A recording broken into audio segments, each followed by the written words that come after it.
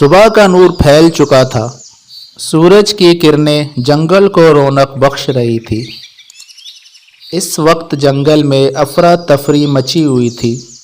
پرندوں کے بادشاہ کا بیٹا شہزادہ اسفر کل سے غائب تھا اور سارے پرندے اس کی تلاش میں لگے ہوئے تھے۔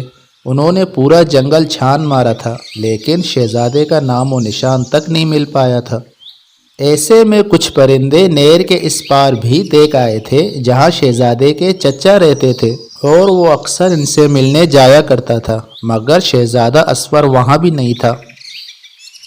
ایسے میں ان کے پاس کبوتر آیا اور کہا، جان بازو، ہمیں شہر کے قریب واقع محل کا بھی جائزہ لینا چاہیے۔ ممکن ہے کہ شہزادہ اسفر وہاں گیا ہو۔ ارے ہاں، اس کا تو ہمیں خیال ہی نہیں آیا۔ محل کے باغ کو دور دراز سے پرندے دیکھنے آتے ہیں، شہزادہ وہاں جا سکتا ہے۔ تو پھر دیر کیسی، چلو دیکھتے ہیں وہاں۔ تھوڑی دیر میں وہ محل پہنچ گئے۔ یہ ایک بہت پرانے وقتوں کا محل تھا۔ اس محل کا باغ بہت خوبصورت تھا۔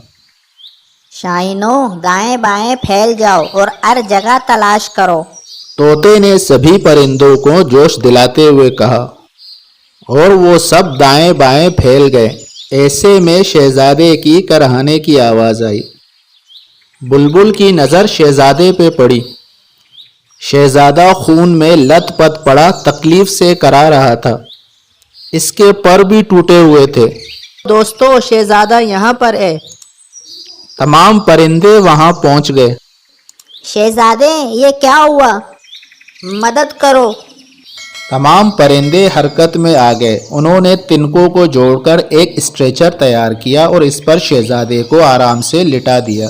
تھوڑی دیر بعد وہ اسے اٹھائے جنگل کی طرف اڑے جا رہے تھے، جہاں بادشاہ اور ملکہ بے چینی کے عالم میں کھڑے انتظار کر رہے تھے۔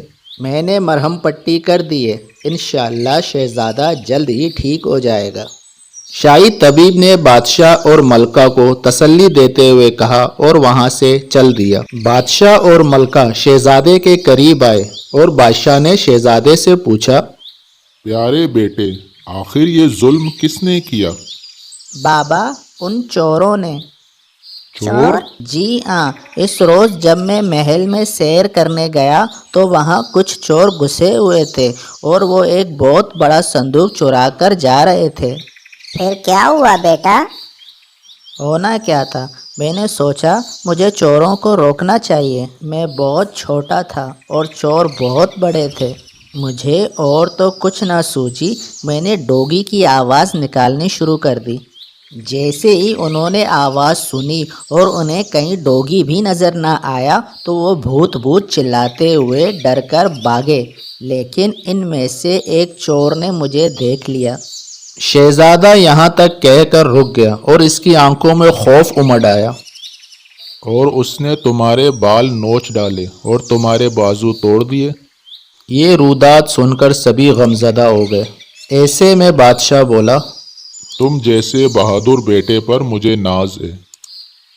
شہزادہ کئی دنوں تک بستر پر پڑا رہا۔ شہزادے کے دوست اس کی کمی محسوس کرتے رہے۔ وہ چاہتے تھے کہ شہزادہ جلدی سے صحت یاب ہو جائے اور پھر ان کے ساتھ کھیلے۔ آخر کئی دنوں بعد وہ مکمل ٹھیک ہو گیا اور پہلے کی طرح اڑنے لگا۔ اس پر بادشاہ، ملکہ اور سارے پرندے بہت خوش ہوئے۔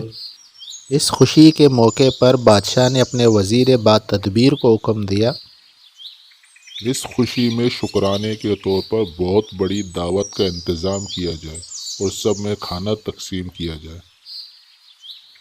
وزیر نے حکم کی تعمیل کی اور جنگل کے تمام امیر پرندوں میں کھانا تقسیم کیا، لیکن غریب اور مسکین پرندوں کو کچھ بھی نہیں دیا۔ یہ بات ملکہ کے علم میں آ گئی۔ وہ بہت غصہ ہوئی اور وزیر کو لے کر بادشاہ کے پاس جا پہنچی۔ بادشاہ نے ملکہ کے خطرناک تیور دیکھے تو گھبرا گیا اور پوچھا، ملکہ عالیہ، خیر تو ہے؟ خیر کہاں ہے بادشاہ سلامت؟ کیا ہوا وزیر با تدبیر؟ وہ بادشاہ سلامت، غلطی ہو گئی، میں ابھی سارے غریب اور مساکین پرندوں میں کھانا تقسیم کرتا ہوں۔ او اللہ، یہ کیسی حرکت کر دی ہے وزیر بے تدبیر! کیا تم نے آپ صلی اللہ علیہ وآلہ وسلم کی حدیث نہیں سنی کہ بری دعوت وہ ہے جس میں امیروں کو بلایا جائے اور غریبوں کو نظر انداز کر دیا جائے؟ بادشاہ سلامت کی آواز بلند سے بلند ہوتی جا رہی تھی، جبکہ وزیر کا سر شرم سے جھکا جا رہا تھا۔ آخر وزیر نے اپنی غلطی سدھاری اور سارے جنگل کے غریبوں میں کھانا تقسیم کیا۔